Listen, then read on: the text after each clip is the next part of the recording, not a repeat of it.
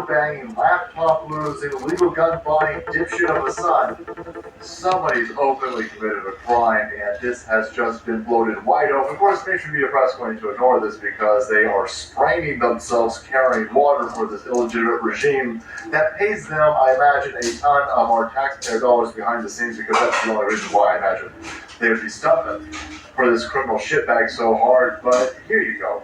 After 6 years of left-hand side screaming, Donald Trump definitely attacks you. We want Donald Trump's taxes right now because he's definitely committing all of the crimes is this. And then they get his taxes, and surprised he's not committing any crimes.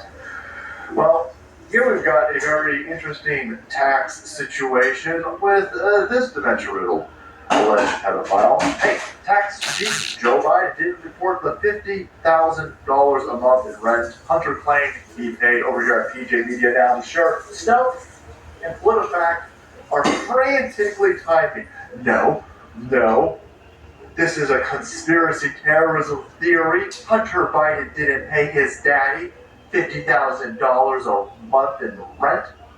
He paid $49,910. Take that, you fucking bigot. Okay, we're splitting that in half for you. You're telling me Joe Biden rented a house to his son at $50,000 a month? Certainly that's noted on the taxes. Oh, of course not.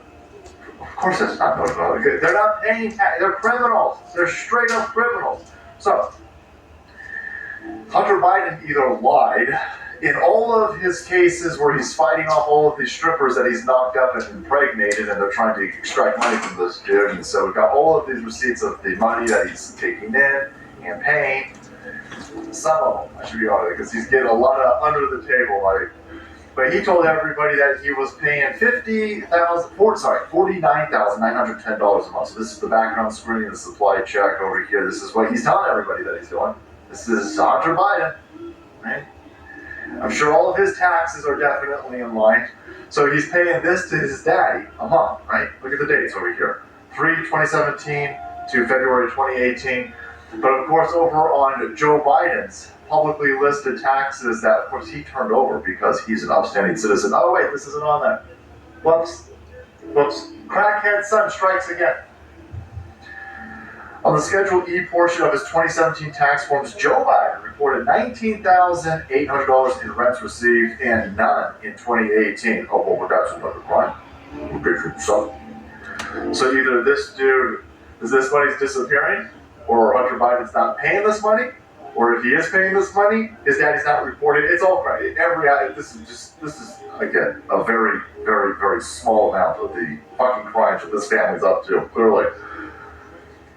But this is, for all of you dumb leftards who've been screaming about taxes in between Russia, okay, that nobody was above the law. Well, listen, nobody's above the law when it comes to Donald Trump. Right? Donald Trump has some marked classified documents that he's legally allowed to declassify at his home. That's terrorism. We want him arrested. Nobody's above the law. Joe Biden doesn't even know what the hell he's got. We found 25 plus documents in 3 different areas. One of them was in a fucking garage that he was renting to a dipshit meth head crack addict over here. Well, it's different. Yeah, it is way different. This son of a bitch isn't allowed to declassify whatever he wants, so it's worse. Well, no. Donald Trump's taxes. Okay, well, you just got him. You just stole his taxes. The Democrats in the House stole his taxes and then leaked them to everybody, and you fucking idiots, again, proved Donald Trump is claim. Well, he's not claiming this fucking money. Again, he paid $50,000 a month for this house to his dad. Now, they're totally not laundering money. This is totally not a vehicle of money laundering over here. And look at this number, $49,910. There's some sort of reporting that needs to be done at $50,000. I'm telling you, I don't rent properties, I don't lease properties, I'm not a landlord, but I'm telling you right now, the $49,910 is that's there for a fucking reason. Something happens at $50,000. But then yeah, Joe Biden has committed tax fraud. At bare minimum, Joe Biden has committed tax fraud.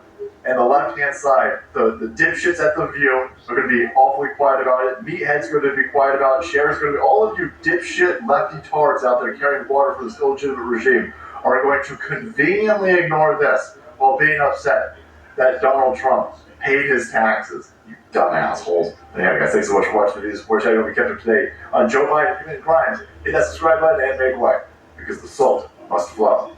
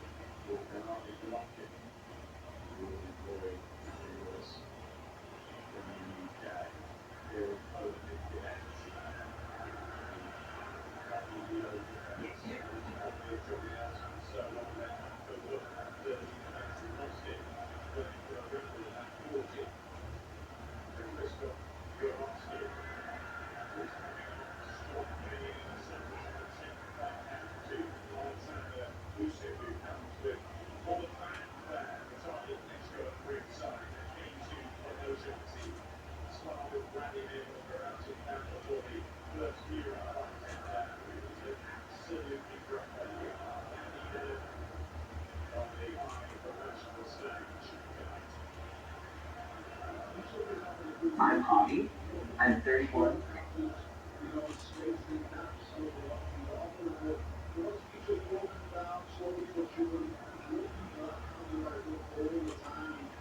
Hey guys, welcome to Liberal Headline, a channel solely focused on exposing the abundant hypocrisy of the left. We've been talking about so many different things lately. I feel almost as if the public conversation has kind of forgot that there's a literal dementia patient serving as the President of the United States. You know, when Joe Biden first took office, or of course months before, maybe a year or so before, the conversation we kept having, I mean, what I kept focusing on, especially on this channel, was the fact that this guy's done. I mean, come on, he can't possibly win, can he? Well, anyways, he did end up getting into the office. And now we're so busy talking about bills and policies, hypocrisy for policy, certain dynamics. But I mean, what the hell? How can we discuss any of it when still the main core issue stands? The President of the United States is malfunctioning. He doesn't work. He's a broken man. And boy, did we get a glimpse of that once again this week in a massively viral clip. Ladies and gentlemen, the President of the United States of America. Let me show you guys exactly what I mean by that. We got some stuff to get into. I'm laughing as I'm saying this, but it's no laughing matter. Let's roll the tape. All right, folks. So Joe Biden obviously has been pandering as hard as he can lately. January 16th is Martin Luther King Jr. Day. And of course, truly devoted racist Joe Biden is going to do everything that he can to continue pandering to the black vote. If you don't vote for me, you ain't black Joe Biden. Robert Byrd was a great man, and I used to have lunch with segregationist Joe Biden. Oh man, anyways, that aside, Joe Biden's making a great effort to pander to the black vote on Martin Luther King Jr. Day, and it has just been across the board a total, unmitigated, absolute train wreck disaster. And this is the moment that everyone's talking about. Joe Biden just saying happy birthday to Martin Luther King III's wife, and straight up just forgot her name. But congratulations today to the honorees, including your wife, who I understand, the birthday thing? Well, look, my wife has a rule in our family. When somebody's birthday, you sing happy birthday. You ready? Happy birthday to you. Happy birthday to you. Happy birthday, dear Valen. Happy birthday to you. Well, let's play that one moment again. Happy birthday to you. Happy birthday, dear Valen. Happy birthday to you. Actually, let's play it a couple times. Maybe even put it in slow motion. Happy birthday to you. Happy birthday, dear Valen. Dear Valen. Dear Valen.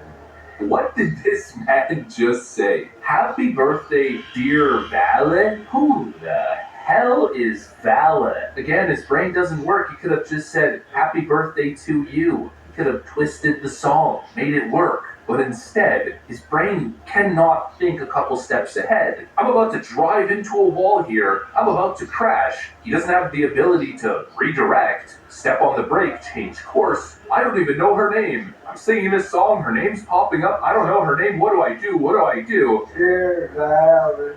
Happy birthday, dear Valen. This is the President of the United States, and people find it confusing that the Saudis are laughing at us. It's just sad. It's actually sad. He's like a confused old dog who gets put on a stage and he's trying to make it work, but he just looks so pathetic, low energy, malfunctioning. He shuffles around, looks confused, doesn't know what he's saying. That's probably why he constantly defaults to the same stories. He's just that old, kooky Uncle Joe who goes back to the same phony stories that he tells his grandkids all the time. It's only part of his memory left that isn't completely shot. Of course, the copium Democrats will come in. Well, how could he know her name off by heart? It's not like he interacts with her every day. Her name is Arndrea Waters King. It's a tough name to pronounce. Arndrea Waters King. He tried. He really tried hard, huh? Arndrea Waters King. That's the name. Let's see Joe Biden's attempt.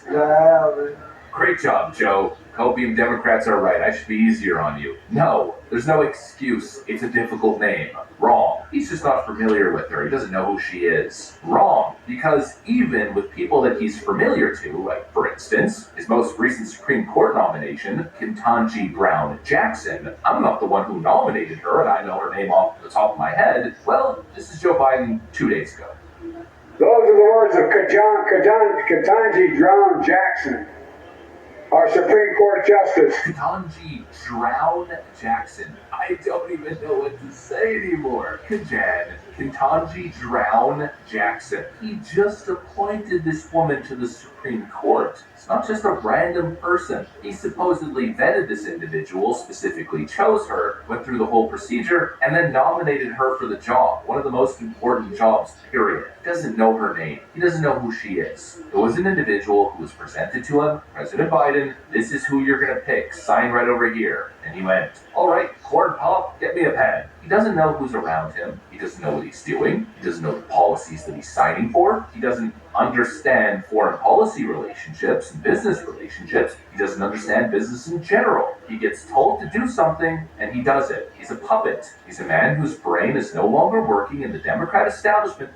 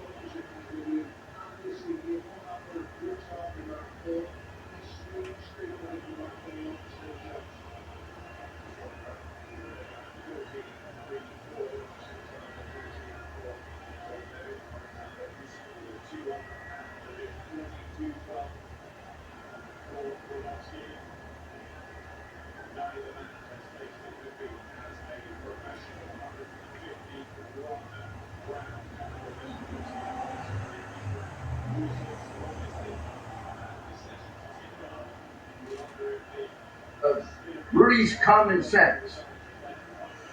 Today we are going to look at the almost unprecedented, if not unprecedented, situation of the current president and the president right before him being charged with essentially the same possible set of crimes.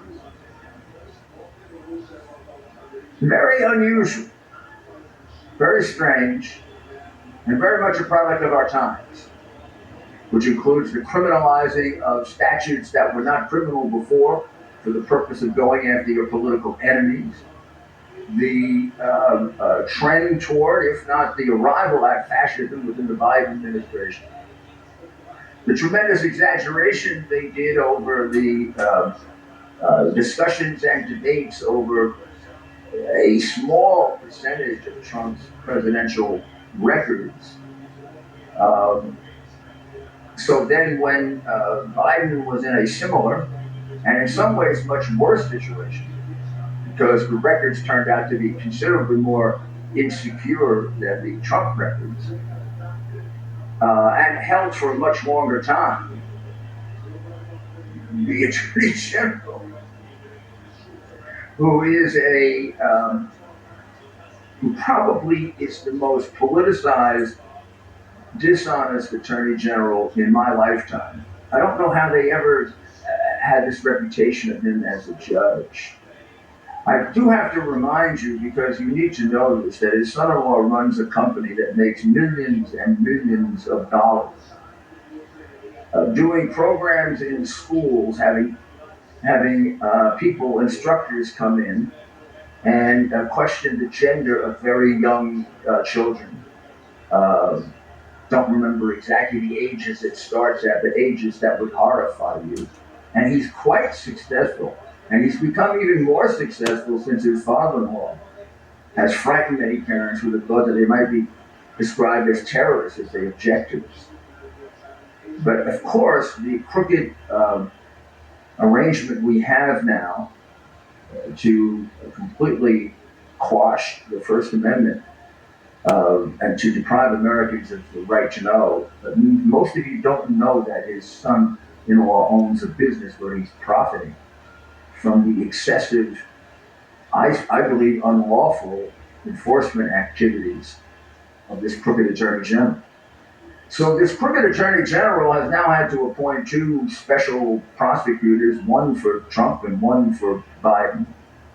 And let's look at how it came about, and let's look at what's going to happen, and let's look at the implications of it, because like everything that's happening right now, it's happening in a much bigger context with a plan that they have and you have to discover if you want to save our way of life. We know going back 7, 8, 9 months ago, or actually going back to the time that Trump left the White House, he left with a certain number of documents that he has said he declassified, which he has the right to do, that he declassified them for the purpose of taking them so he could study them, go through them. The president, under the Presidential Records Act, this is very important, there are different laws governing Trump and Biden, because Trump has far more discretion as the president. As the president of the United States, until the 70s, records of the president belong to the president, all belong to the president. The president decided what would be put in the public domain and what would. After Watergate or during Watergate, it was decided that the president should maintain certain rights to these papers, more rights than, let's say, you or I would have, or a vice president for that matter. But that ultimately the ownership, the control would lie with the United States government in the person of the archivist of the United States. So that at the end of a term or at any time, the president is to engage in a discussion with the archivist in which they make decisions about what's personal and what is public. And the president has complete access and can have a complete separate file and copy of all the papers, but public papers have to be with the originals, have to be with the archivist. So most of them were left behind. A certain number, I don't know how many boxes were taken. I've never actually seen them, although I think I know the area of Mar-a-Lago where they were kept. Talk about 20, less than 20 boxes. I don't remember exactly how many boxes we're talking about, but not by records standards in governments and corporations or in litigation, a relatively manageable number of boxes. And in those boxes were records of all kinds, some classified, some highly classified, and some just government property. They all belong ultimately to the United States, not to Donald Trump, unless they're personal papers.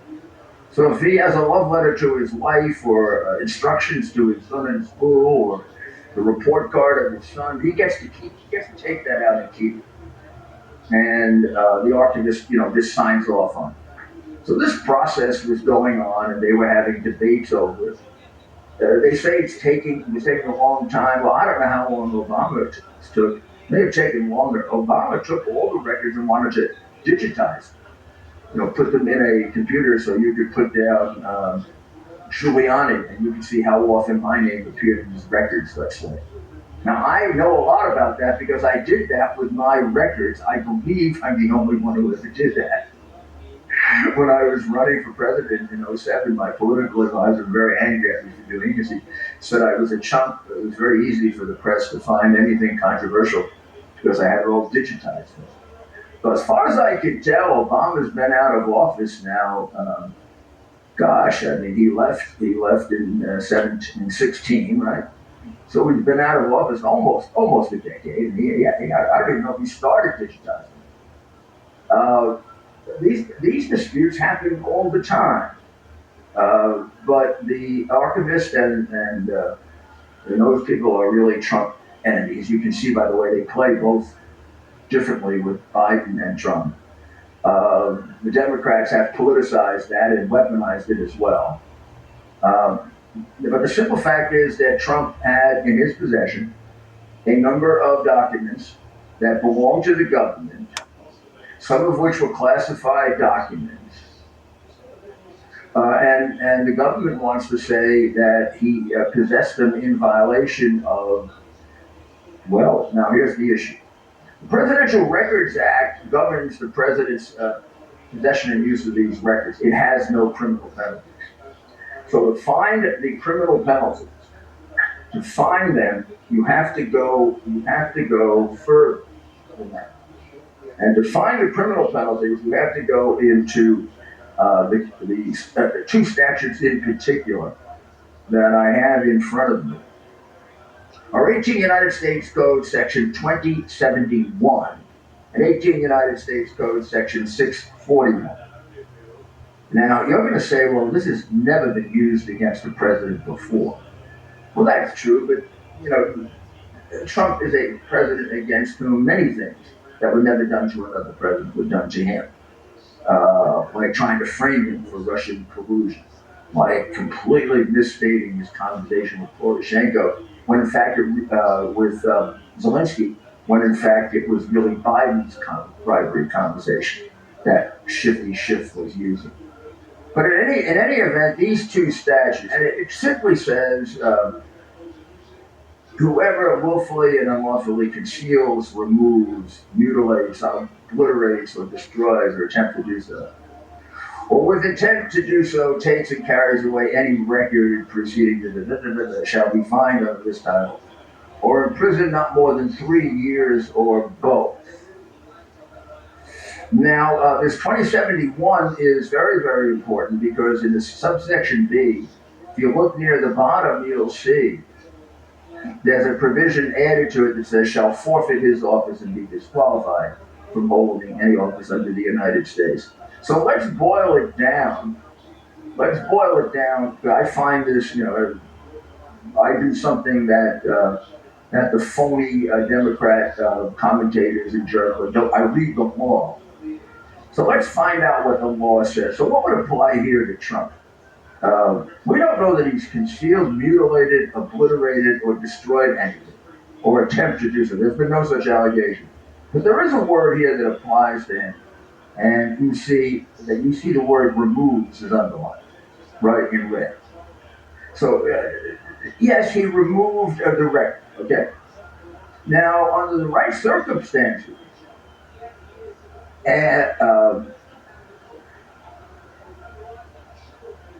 that can be a penalty for which, and then you see underlined at the bottom there, shall be fined under this title or imprisoned not more than 3 years. Now, whoever having custody of any such record, again we see the word removes in B, right? Shall be fined. Again, we have the same criminal penalty, or both. But notice this, and shall forfeit his office and be disqualified for any office under the United States. This is the section they wanted to prosecute Trump under to stop him from running for president. There is another statute, 641. This carries 3 years in prison.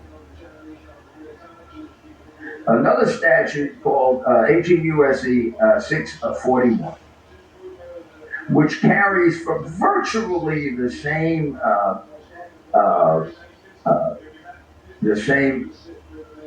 conduct. It carries, under certain circumstances, a 10-year penalty. And people, who are not really important and don't have protection like the Democrats would have gone to jail for that period of time. So those are the two statutes that carry penalties. The Presidential Records Act, which I have here in front of me, has no criminal penalties. So question number one is, did Congress, in passing this Presidential Record Act, when these two statutes already existed, but not providing for a criminal penalty for the president, and not even referring to these statutes, did it basically preclude a criminal penalty for the president? Undecided question, could be decided either way. Since Congress has the ability to place the criminal penalties in there, since Congress just had to refer to 641 or 2071 and did not, and criminal statutes are interpreted strictly, meaning they don't have something, you're not allowed to put them in because it jeopardizes people's liberty. There's a really good argument that we're arguing over a civil matter here, and this whole criminalization of it by crooked Garland is that exactly, a criminalization and an exaggeration. But in any event, there's a real question with regard to Trump as to whether the criminal penalties apply. And then if they do apply, 641 and 2071, did his period of time to negotiate with them run out, which he's entitled to do? And have there been situations that have gone longer than that? And nobody told him it ran out. And lots of defenses for Trump. Let's remember, his documents were held at Mar-a-Lago. If they were moved within Mar-a-Lago. And Mar-a-Lago is a secure private building, very secure. To get in, you need to be identified, you have to give your name, you get checked, when you do get in, you do not have access by any means to the entire facility. The place where these were held, the public had no access to it. There's no indication that the public ever did have access to it. There's no indication that anything is missing or was tampered with, or that there was any nefarious purpose to the president having these records. Well, as you know, during the course of this, President Biden ratcheted this up even more by sanctimoniously lecturing President Trump about how irresponsible he was in the handling of such papers.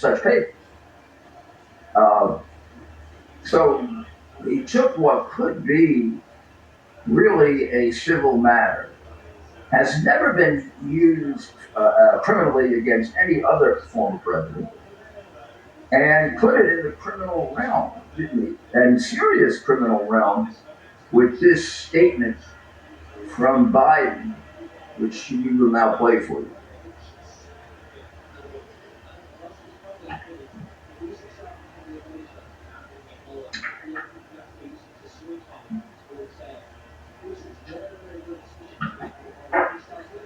Well, I must say, even before I knew the additional facts, I thought this was quite a sanctimonious statement from a guy who's been a criminal for 30 years and whose records as a criminal are about 40 yards, and which dominate the computer of his son, such that you can't really turn too many pages without finding a felony. Very few misdemeanors. He committed big crimes, and he sold his office over and over again, like a completely corrupt, disgusting thief. An embarrassment to the United States. To see him lecture Trump was kind of hypocritical. In fact, we had no idea of the depth of hypocrisy, did we? We had no idea of the depth of hypocrisy because at the time he said this, he was hiding and concealing the fact that he had done far worse. Without any of the defenses that a president has. So what did he do? Well, we don't know what he did because he can't remember. Do you ever think that may be a problem in and of itself, that he can't remember? I mean, just the other day, he was telling us that he talked to his uncle and his father 6 or 7 years after they died, when his father came to him at the presidential graduation and asked him to get the Purple Heart for his uncle. And then shortly thereafter he did, in the White House, when he was vice president, he gave him the Purple Heart. The problem is the uncle and father were both dead long before the vice president was inaugurated. And then when told about it, he repeated it several days later, which indicates not only will we know he's been a liar since he was a child, and a cheat, and a plagiarist, but when he's told that it's not true, you just don't repeat it again unless you're moving into the stage of dementia called delusion. So he's fast approaching pretty much annihilation of his brain. I mean, it wasn't too big to start with. And I guess I should say it's very complex because the anger and disrespect I have for people who sell out my country is unbounded. And it isn't just that this man took money, he took money from Russia. He took money from the Chinese Communist Party. And he's clearly incompetent to be president. But in any event, he made that statement. Now, one would wonder, what if he's making that statement? Is he actually hypocritical or delusional? Did he not remember when he was saying it? That he had documents stashed in places that are absurd. And then all of a sudden, 3 months after the midterm election, out of the blue, his lawyers go to his office and come up with classified documents that were held at the Biden Penn Center. Now, I want to emphasize that that is in a public office building with no extra degree of security. It's like any office building. It's not like Mar-a-Lago. It's not like the White House. It would have to be deemed to be in highly insecure situation. Since negligence and gross negligence applies with regard to 641 and 2071, those are the criminal statutes, which do apply to Biden because he's not the president, may not apply to President Trump because the Presidential Record Act may preclude it. May. But in any event, the level of negligence was much higher on the part of Biden. I mean, Trump kept him in a secure, albeit not government secure facility. He kept him in a public office building with a center that he partially controls, but ultimately is controlled by, I believe, University of Pennsylvania, and major funder is the Chinese Communist Party. Did you get it? Major funder is the Chinese Communist Party. Did they have access to it? They were funders. Does that mean they had access to it? Certainly not been asked. No one's even bothered to really point out very much that the Chinese Communist Party contributed, I believe, 20% of their money, millions. We know that they gave him and the family probably somewhere in the 50 to 60 million within 5 or 6 years of his taking the office of president. So we know that they own him. And then, of course, the White House answered questions about it stupidly. He doesn't remember how they got there. But then they let a couple of days go by, and all of his sycophants, who are basically really very disturbing human beings, start saying, well, this isn't as bad. It was less records. That's what what's his name? He wasn't Introducey ought to ask him. When the Chinese Communist Party donated all this money he had 8 years. to his 7 office, years, 6 did they years. want anything in How many return? the arguments he Oh stole? yeah. The arguments didn't know he had. Oh yeah, yeah. In the case of What are you Trump, recording? I just at heard all them tell us times, the outside. arguments knew that he had them. They were negotiating them. Alright. Must have a lot of memory on it, huh? What a stupid thing to say. I guess if you just Yeah, He wasn't read 'em. arguing with yeah, you. there's nothing to say. Well, because he took them and didn't tell him. And couldn't possibly have told him that he doesn't remember taking them. But somehow, doesn't it strike you as funny that his lawyer went directly to where they were? So who told him where they were? Who told the lawyer where the documents were when he went there on November 2nd of 2022 and found the group of documents, all government records? So they all fit under And considering how many 641. documents they Uh, found, You should understand it's not just classified records. They're all government Department of Justice And, or and then or the we are told that archives some or of them somebody are would among start the most saying, hey, highly we need to go through all his properties. secret. His beach house, type we of need to go document. through his other houses, we need to go through Hunter's So we're going house. to take we need a to, short break. you know. Yeah, well, Now, when we come back, two sets of documents were We're found. going to look at the other statute. Oh, wow, see, they need it. Then we're going to compare the two and make some predictions as to Yeah, what Hunter was will paying. happen drawer, as a result of this, all his mattresses, everything. which is Oh yeah, they should be such locked an up until later. unusual and disturbing 'Cause, situation. they were laundering money It's through Hunter's Hunter's house. era in our history. Hunter was paying him $50,000 a month to his dad. Wow. An era in which our Never government paid taxes has on it. No, never paid Years. taxes on it. furthest So away he was getting that money through Ukraine and through Russia and through China, and then giving them based on 10%, democratic principles. paying his Something dad like rent, in the renting his cars, Wow. and so his dad could just write it down and find You it. know, one thing I want to remind you of before we go any further rental properties. is Picture Mobile. We really in this very difficult time where conservatives are being prosecuted for things they didn't do, put all this money in for new agents to come after you. You know they're going to come after you the way they did during the Obama administration. They'll come after you and me, and they'll leave everybody else alone. And we're going to have guns to collect taxes. St. Matthew didn't have guns. St. Matthew was a tax collector. Did you know that? Before he turned to the way to shooting life. Patriot Mobile is the place to go for your mobile service. It really is. You're gonna get a great deal.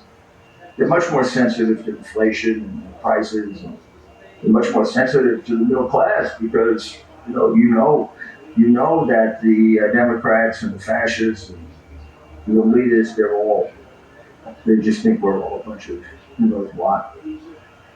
They're on our side. They've been fighting battles for us.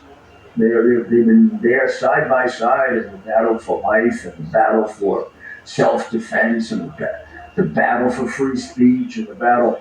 So go to patriotmobile.com/root and look at what they have for you in terms. Just do a comparison. See if you can't give the business to a like-minded group of patriotic Americans. Yeah. If you're a uniformed officer of any kind or a first responder, you'll get even more of a deal. And if you use my name, say, patriotmobile.com/Rudy, you'll get free installation. And boy, I need that, but I can't figure that out. One time I tried, I was using 500 people's phones. Not illegally. Oh boy, I just got another FBI investigation. Man, they're investigating me for 3.5 years and didn't find a damn thing.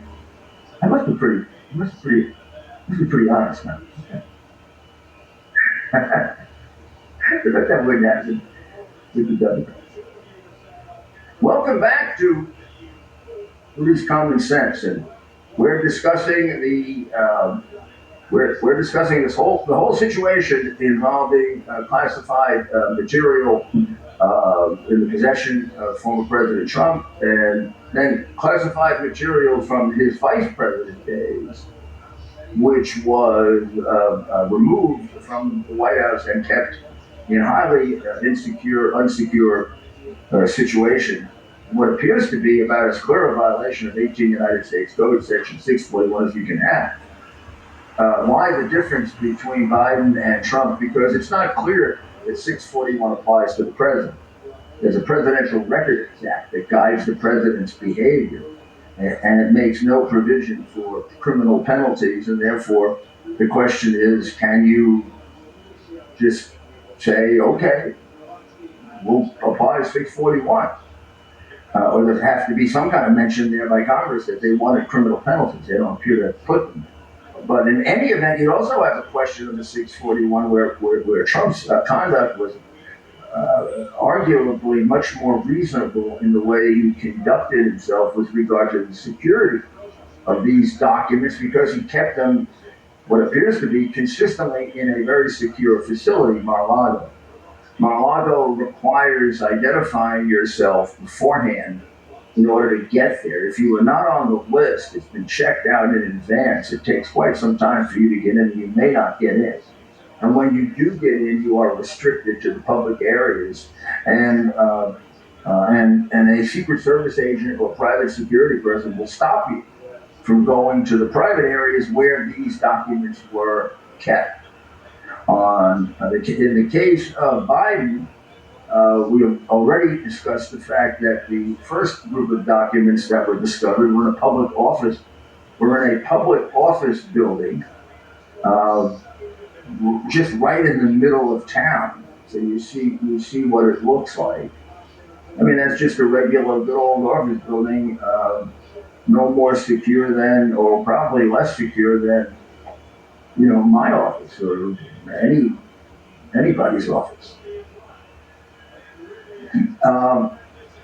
Now, the explanation, which is he doesn't remember, but then again, we raise the question, and we don't have the answer. How does the lawyer know where to go to find these? Did he just search in every place for classified records they just happened to come upon it, or did someone tell them there are classified records at his office with Penn State, and that's paid for in large part by the Chinese Communist government? Somebody secure, involving national security. Is he compromised? And everywhere you turn, the Chinese are involved. They take good money from him, but I mean, they really do harm him.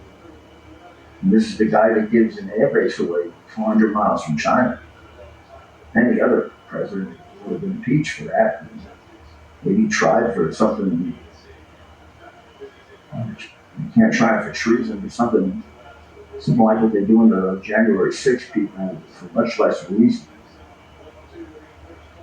I have some concluding comments here that are very, very important, because I think this really is what makes the case. So he said he didn't remember that these classified documents were in the office that is partially supported by Red China.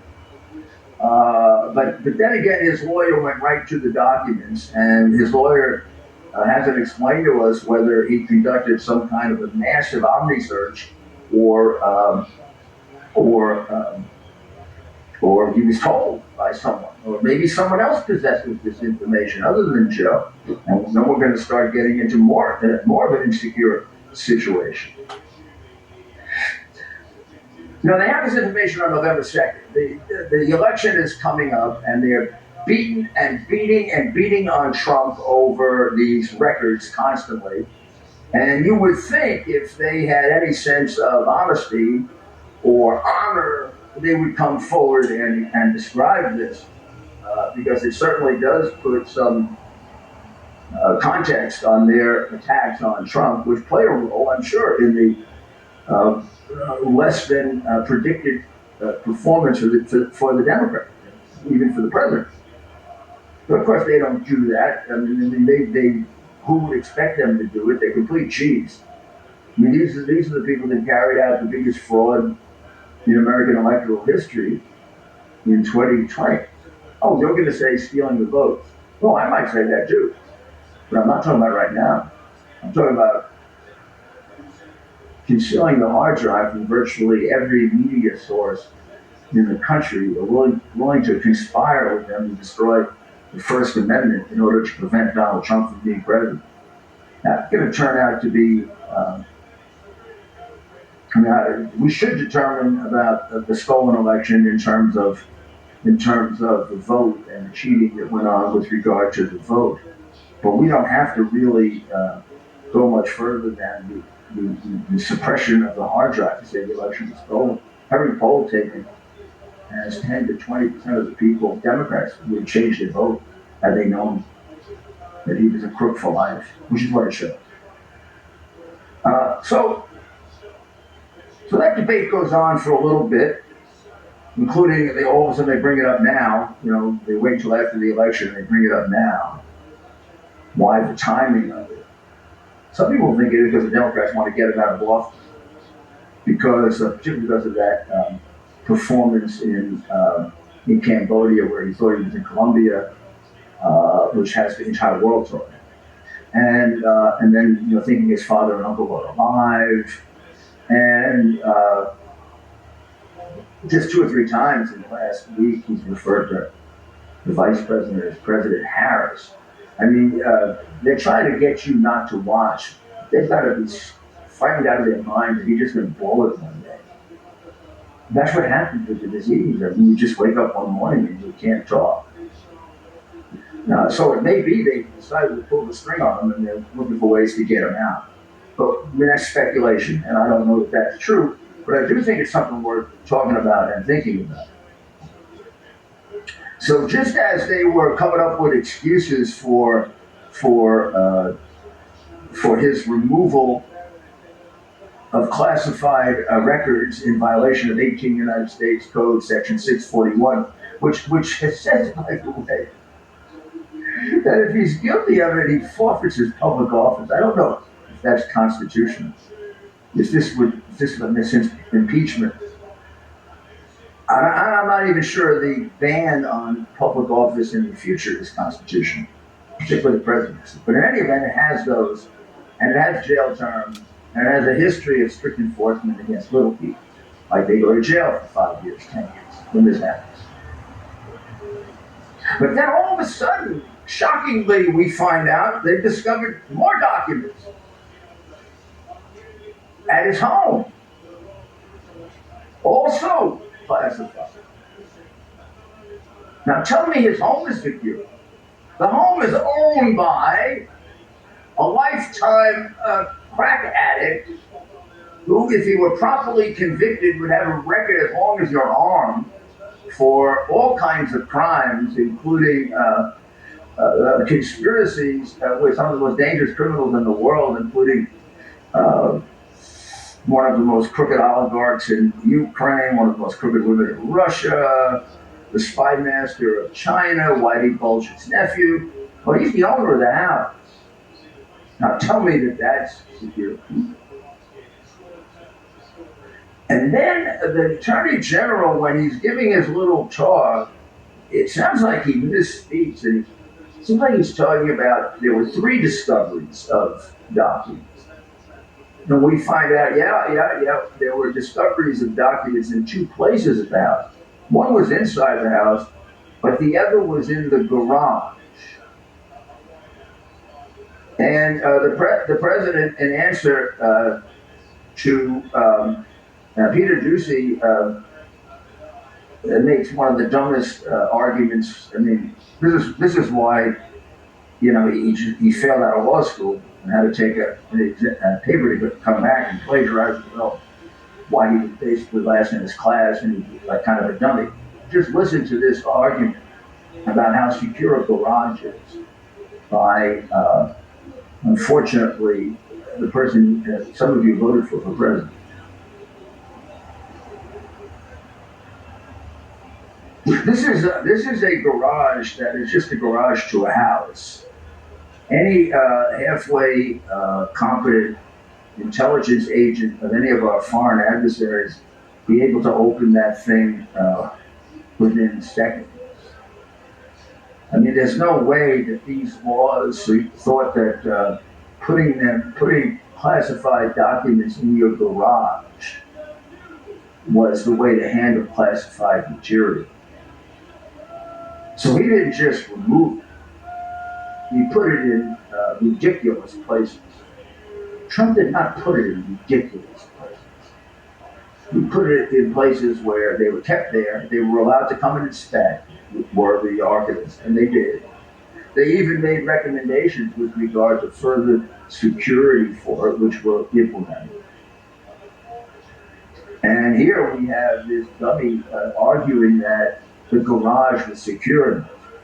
Now I want you to take a look at a picture of the garage on the front page of the New York Post.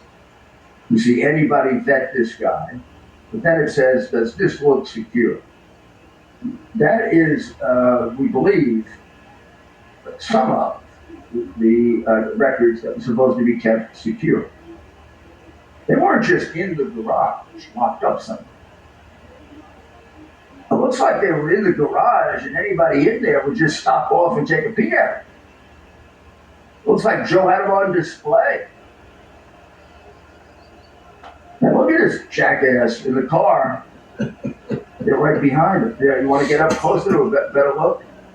There you go. There's a little better look at the classified documents. Now, that isn't gross negligence. That isn't a clear violation of 18 United States Code, Section 641, or 18 United States Code, Section 2071, calling for 3 years or 10 years in prison, and just qualifying you for public office. Is that anything similar to what Trump did? I mean, you have him laying out anywhere. And you know, in the case of Trump, they showed you pictures of all the documents. They haven't shown us pictures of his documents. Post had to go get this.